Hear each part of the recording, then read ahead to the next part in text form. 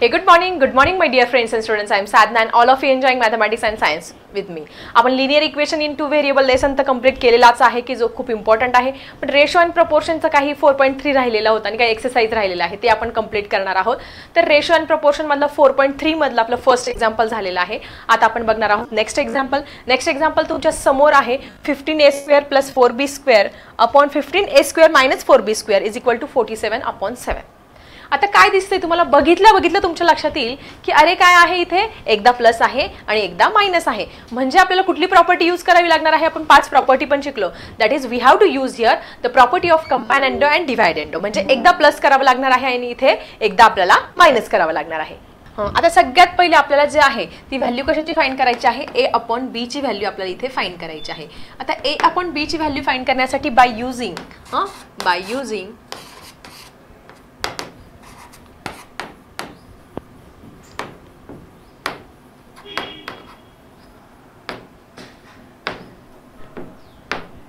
by using the property of compound and dividend. So एकदा plus एकदा minus म्हणजे हा 15a² + 4b² आणि हा खाली काय दिला आहे 15a² - 4b². हे आपण एकदा प्लस करणार आहोत. प्लस करण्यासाठी आपण काय करूया इथे याला ब्रॅकेट घालूया आणि एकदा काय करणार आपण इथे मायनस करणार आहोत.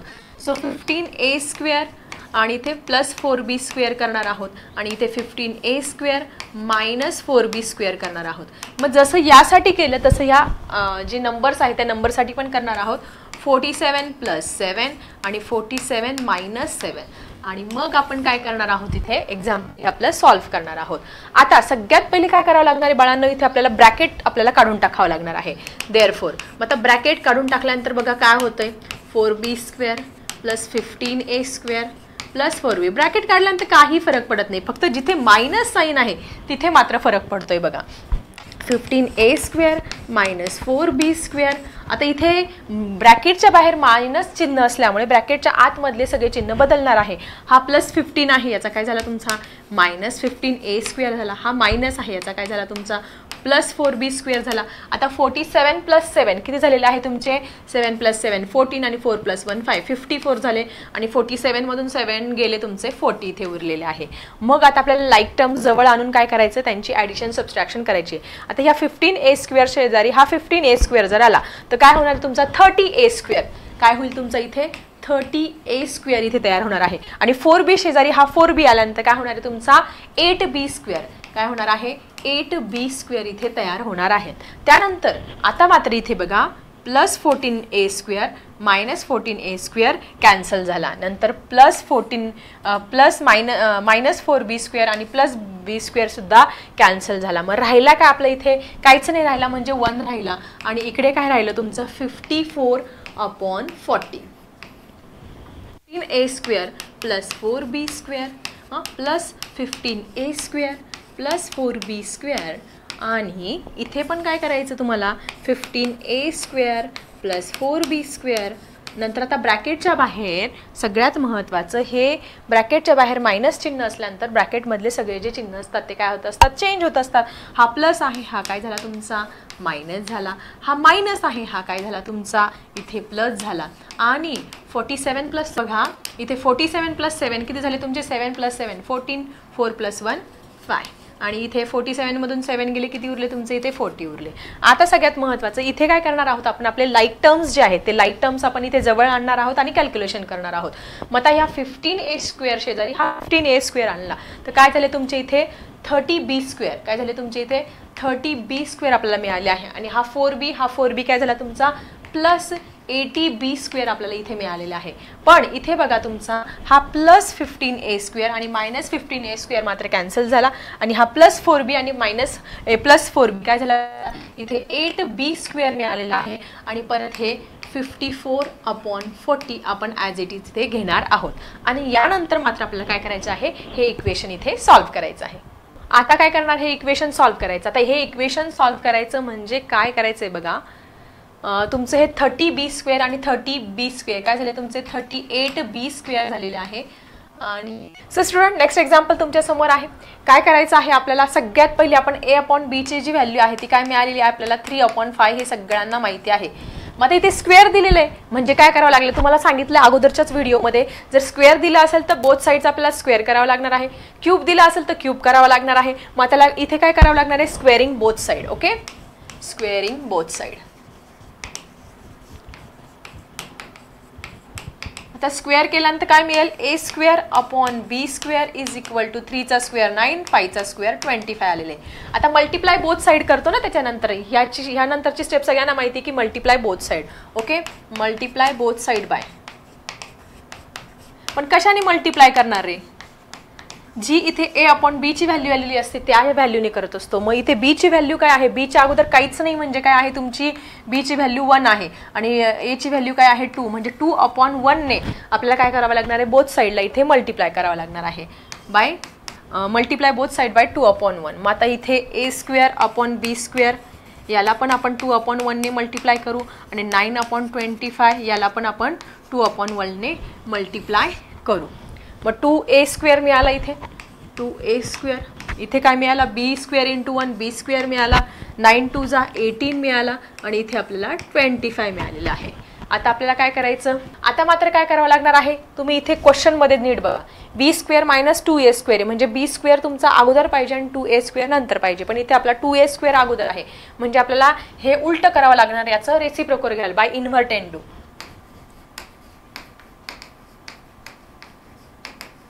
म्हणजे हे उलट करूया आपण, हे 2a स्क्वेअर खाली नेऊया, इन्व्हर्टेंडो म्हणजे रेसिप्रोकल घ्यायचं, उलट करायचं, बी स्क्वेअर वरती न्यायचा, 25 वरती न्यायचा, 18 खाली आणायचा. आता मात्र आपण काय करू शकतो, एकदा प्लस एकदा मायनस म्हणजे by using the property of componendo and डिव्हायडेंडो.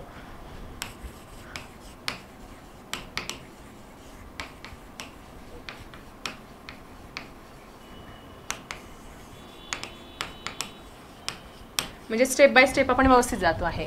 मग आता एकदा प्लस एकदा मायनस म्हणजे बी स्क्वेअर मायनस किंवा एकदा प्लस एकदा मायनस करूया आपण त्या पद्धतीने, 2a square B square minus 2a square is equal to 25 plus 18 आणि 25 मायनस 18. ठीक आहे, एकदा प्लस एकदा मायनस आपण इथे केलेलं आहे, हे तर तसंच राहणार आहे, याच्यात काही चेंज होणार नाही.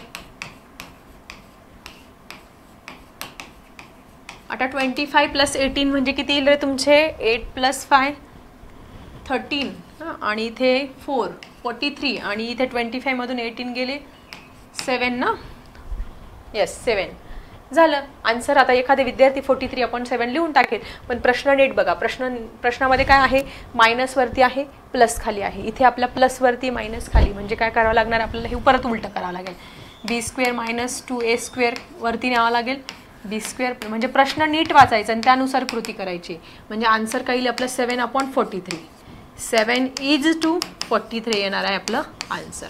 तर student this is next question, म्हणजे तुमचा जो सेकंड क्वेश्चन होता 4.3 मधला, हा सेकंड क्वेश्चन मधला हा फोर्थ सब क्वेश्चन इथे कंप्लीट होणार आहे. एकदा प्लस एकदा मायनस म्हणजे कंपायनंडो डिव्हायडेंडो यूज करायचं आहे, पण त्याच्या अगोदर आपण a अपॉन बी ची व्हॅल्यू जी सगळ्यात पहिल्या क्वेश्चनमध्ये मिळाली होती 3/5, तिथं आपल्याला फिक्स माहिती पाहिजे, त्याच्यावरतीच आपण क्रिया करणार आणि मग आपण एक्झाम्पल सॉल्व्ह करणार याच्यावरती. आता इथे क्यूब आहे, मागच्या एक्झाम्पलमध्ये आपला स्क्वेअर आला, तर इथे काय करणार आहे, cubing both side, cubing both side.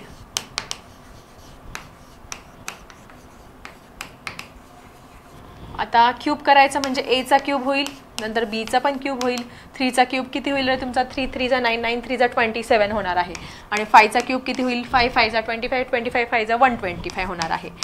ते झालं, इथपर्यंत क्लिअर झालं. आता मात्र मल्टिप्लाय बोथ साईड बाय ही स्टेप आहे, मल्टिप्लाय बोथ साईड. कशाने मल्टिप्लाय करणार आहे आपण, इथे a चा काय आहे, a चा 2 आहे, b चा काय आहे 1, 2 अपॉन 1 ने काय करावं लागणार आपल्याला, बोथ साईडला मल्टिप्लाय करावं लागणार आहे. So a cube upon b cube into 2 upon 1 आणि 27 अपॉन 125 इंटू 2 अपॉन 1. ठीक आहे, सो इथे काय झालं, 2a क्यूब झाला, 2a क्यूब झाला, इथे फक्त b क्यूब झाला, त्यानंतर 27 2 जा किती झाले बघा, 7 2 जा 14, कॅरी ओव्हर 1, 2 2 जा 4, 4 प्लस 1 554 झाले आणि इथे 125 ॲज इट इज. आता मात्र बरं लक्ष द्या की पहिले काय आहे, b आहे, नंतर तुमचा a आहे, म्हणजे आपल्याला हे उलट करून घ्यावं लागणार आहे, इन्व्हर्टेंडो बाय इन्व्हर्टेंडो.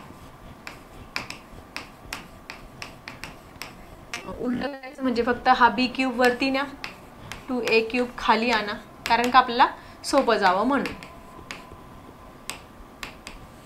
ठीक आहे, इथपर्यंत क्लिअर झालं सगळ्यांचं. सगळ्यात पहिले a/b ची व्हॅल्यू जी आहे 3/5 आहे हे माहिती आहे. त्यानंतर इथे क्यूब करायचं म्हणून क्यूबिंग बोथ साईड क्यूब करून घेतलं.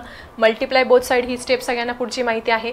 एचा जो आहे कोइफिशियंट 2 आहे आणि बीचा तुमचा 1 आहे. दोन्ही साईडला त्याने मल्टिप्लाय केल्यानंतर हे व्हॅल्यू मिळाली. त्याच्यानंतर लक्षात आलं की अरे बी तुमचं स्टार्टिंगला आहे आणि ए नंतर आहे म्हणून ते उलटं करून घेतलं बाय इन्व्हर्टेंडो. आणि आता मात्र by using the property of componendo and dividendo we can use the 1+ and 1-.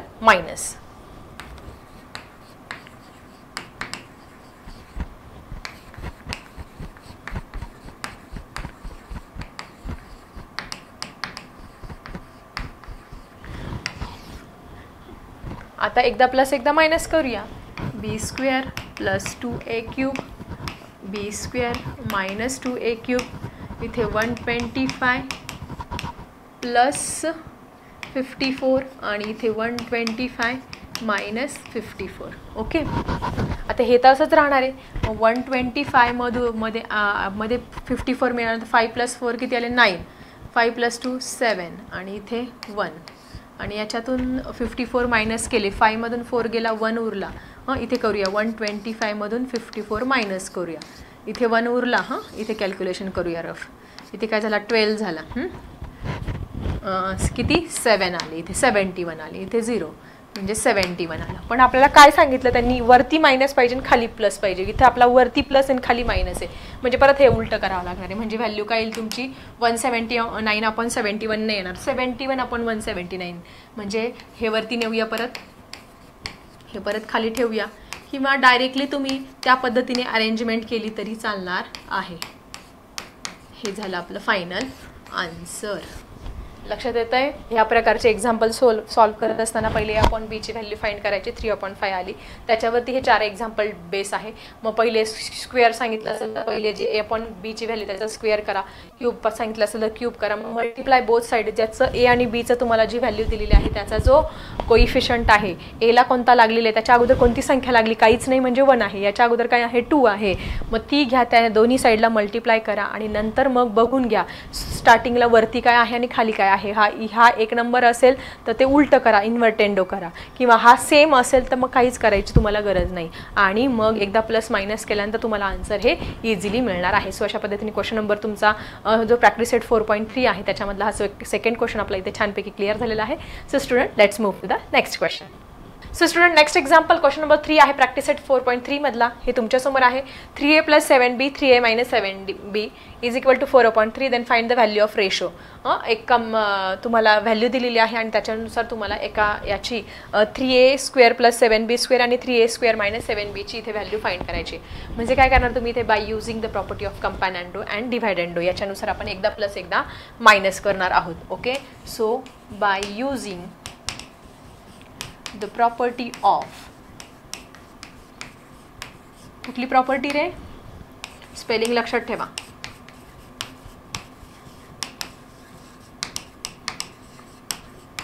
ठीक आहे.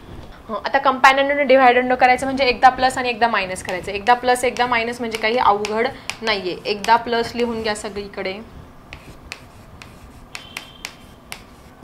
आणि दुसऱ्या ब्रॅकेटमध्ये एकदा मायनस लिहून घ्या. पण इथे मात्र काय करायचं, एकदा प्लस आणि एकदा मायनस करायचं आहे. आणि इथे पुढची स्टेप 4 + 3 आणि 4 - 3 ही पण तुम्हाला सगळ्यांना माहिती आहे. कंपॅनंडो डिव्हायडेंडो पहिले आपण याला यूज करणार आहे. याच्या व्हॅल्यूवरून मग आपण पुढची व्हॅल्यू इथे फाइंड करणार आहोत. मग मल्टिप्लाय बोथ साईड सगळ्यांना माहिती ना. म्हणजे पहिले आपल्याला याची व्हॅल्यू फाइंड करावी लागेल आणि नंतर आपल्याला पुढे जावं लागणार आहे. ठीक आहे, मग आता आपण ब्रॅकेट काढून घेऊया. ब्रॅकेट काढल्यानंतर 3a + 7b प्लस इथे ब्रॅकेटच्या बाहेर प्लस चिन्ह, त्याच्यामुळे ब्रॅकेटमधले चिन्ह काही बदलणार नाही. पण ब्रॅकेटच्या बाहेर जर मायनस चिन्ह असेल तर ब्रॅकेटचे सगळे चिन्ह हे बदलत असतात. मग 3a + 7b आता -3a होता, इकडे काय झाला +3a झाला. इकडे -7b होता, इकडे +7b झाला. 4 + 3 काय झाले तुमचे 7 आणि 4 - 3 काय झाले तुमचे 1. आता काय कट करता येईल बघा. 7b काय झाला तुमचा इथे कॅन्सल. इथे काय कॅन्सल झाला, चिन्ह बदलले नाही का. हा +3a होता, इकडे काय झाला तुमचा मायनस. बघा इथे चिन्ह सुटलेलं आहे.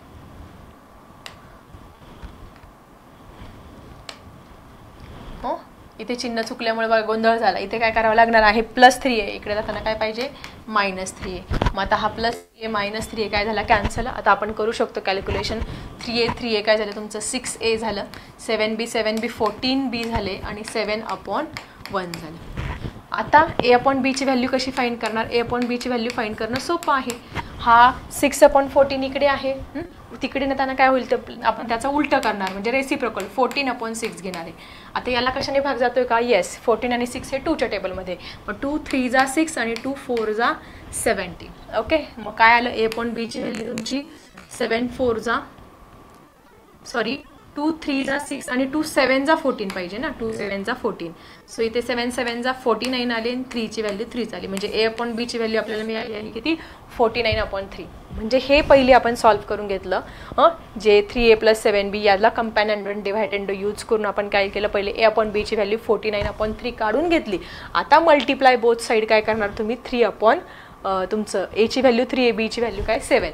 मग दोन्ही साईडला आपण हे करणार आहे. पण त्यांनी आपल्याला ते स्क्वेअर सांगितलंय म्हणजे पहिले काय करावं लागणार, आपल्याला याचा स्क्वेअर पण करून घ्यावं लागणार आहे. Squaring both side. Okay, squaring both side.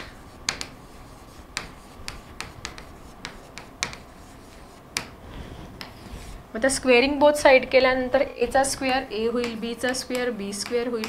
आता 49 × 49 इथे करावे लागणार आहे आणि 3चा स्क्वेअर तर सगळ्यांना माहिती, इथे 3 जा नाही. आता 49चा स्क्वेअर तुम्हाला सगळ्यांना मी DS डिजिटल स्कूलवरती झोपडी पद्धत आणि ही पद्धत सांगितली ना, 49चा स्क्वेअर काढायचा असेल तर मग 4 × 9 × 2 करून घ्यायचे. सगळ्यांना माहिती ना, 4 × 9 × 2 करून घ्यायचे. त्यानंतर ही झोपडी पद्धत 4 4 जा 16, 9 9 जा 81 आणि ह्या तिघांची मल्टिप्लिकेशन केल्यानंतर काय येईल तुमचा, 4 2 जा 8, 72 येईल. 72चा 2 इथे 7 इथे. ही काय करते मी तुम्हाला स्क्वेअर करण्याची शॉर्टकट ट्रिक सांगते आहे. इथे 1 येईल तुमचा, इथे 8 + 2 काय झाला तुमचा 10, इथे 1 7 + 7 14 आणि 1 + 1 2 2401. कॅल्क्युलेटरवरती जरा चेक करा बरं. आलेला आहे आपला 49 × 49चा स्क्वेअर 2401. आता आपण हा रफ करून टाकूया. किती आला, 2401. इथे 3 × 3 किती झाले तुमचे 9. आता मात्र आपण हे मिळालेलं आहे मल्टिप्लाय बोथ साईड करू शकतो. कशाने, 3/7 ने आपण मल्टिप्लाय बोथ साईड करू शकतो. पण एवढा जे स्टेप आहे, एवढी स्टेप तुम्ही लिहून घ्या, स्क्रीनशॉट काढून घ्या. सगळ्यात पहिले मी जी वरती दिलेलं आहे त्याचं कंपॅनियन अँड डिव्हायडेंड करून a/b ची व्हॅल्यू 49/3 काढून घेतली. मग इथे स्क्वेअर दिले म्हणून स्क्वेअरिंग बोथ साईड करून घेतलं. a² b² ची व्हॅल्यू पण मिळाली. आता a² b² ची पण व्हॅल्यू मिळाली. आता 3/7 ने मल्टिप्लाय करायचं आहे. मग multiply both side bye 3/7. So student, आपण ह्या स्टेपपासून परत घेत आहोत. Multiply both sides 3/7. इथपर्यंत आपल्याला एक्झाम्पल कम्प्लिटली क्लिअर झालेलं आहे. आता दोन्ही साईडला आपल्याला काय करायचं, 3/7 ने मल्टिप्लाय करायचं आहे.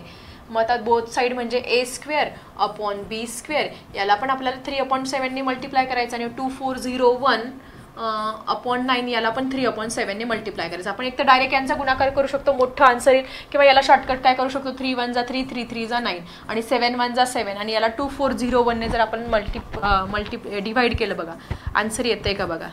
कशाने, 7 7 1 जा 7 7 3 जा, इथे 7 4 जा, ओके, आणि 7 3 जा. ओके, सो किती आलं इथे 343 आणि /3 आलं आणि इथे तुमचं 3a² / 7b² आले की नाही. आपलं आन्सर बरोबर, 3a ला बरोबर आलं, 7b ला पण बरोबर आलेलं आहे. मग आता हे आलेलं आहे. मग आता इथे काय करणार आपण, by using the componendo and dividendo. So परत येऊया, बाय युझिंग द प्रॉपर्टी.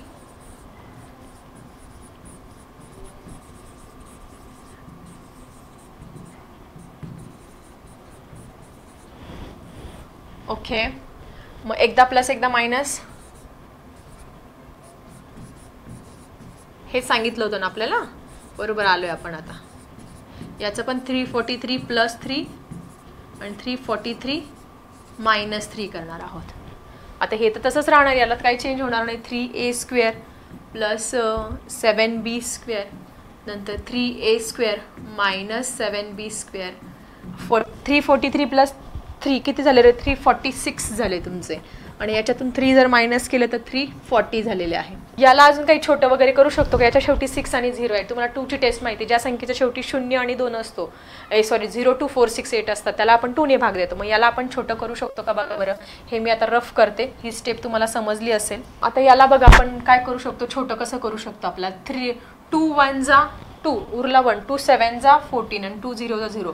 परत इथे 2 1 जा 2, 2 7 जा 14 आणि 2 3 जा 6, 173/170. अरे याला अजून करू शकतो का रे आपण छोटं. आता याला छोटं होऊ शकत नाही कारण हे दोन्ही एकाच पाड्यात नाही. कारण 7 + 3 10 + 1 11, 11 काही 3च्या टेबलमध्ये येत नाही आणि 7 + 1 8, 8 पण काही 3च्या टेबलमध्ये येत नाही. म्हणजे हे आपलं फायनल आन्सर झालं. 3a² 7b² आणि इथे 3a² - 7b². आन्सर काय आलं तुमचं 173/170. आता जर तुम्हाला रेशो विचारला असेल तर काय लिहिणार तुम्ही, 173:170. ओके.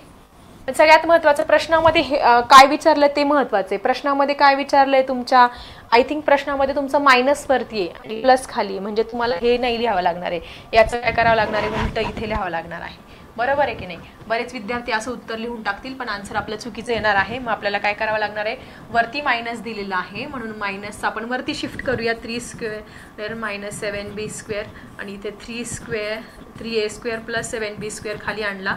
मग मायनस वरती म्हणजे 170 वरती जाईल, 173 खाली येईल. म्हणजे आन्सर काय आलं 170:173. ओके. सो अशा पद्धतीने क्वेश्चन नंबर 3 पण इथे झालेला आहे. सो आजच्या ह्या व्हिडिओमध्ये आपण क्वेश्चन नंबर जो तुमचा 2 आहे आणि 3 आहे तो कव्हर केलेला आहे. नेक्स्ट जे आपले क्वेश्चन आहे प्रॅक्टिस सेट 4.3 मध्ये ते आपण बघणार आहोत पुढच्या व्हिडिओमध्ये. कसे वाटतात व्हिडिओ जरा कमेंट सेक्शनमध्ये लिहा आणि तुमच्यासाठी कंप्लीट सगळे व्हिडिओ एकूण एक उदाहरण मी तुमच्यासाठी घेऊन येते. त्याच्यामुळे सगळ्यांनी चॅनलला सबस्क्राईब करा, बेल आयकॉन प्रेस करा आणि बघत राहा DS डिजिटल स्कूल सोबत. आणि सगळ्यात महत्त्वाचं कोणत्या जिल्ह्यातून आहात तुमच्या जिल्ह्याचं नाव शाळेचं नाव लिहायला विसरू नका आणि सगळ्यात महत्त्वाचं तुमचं नावही मेन्शन करा.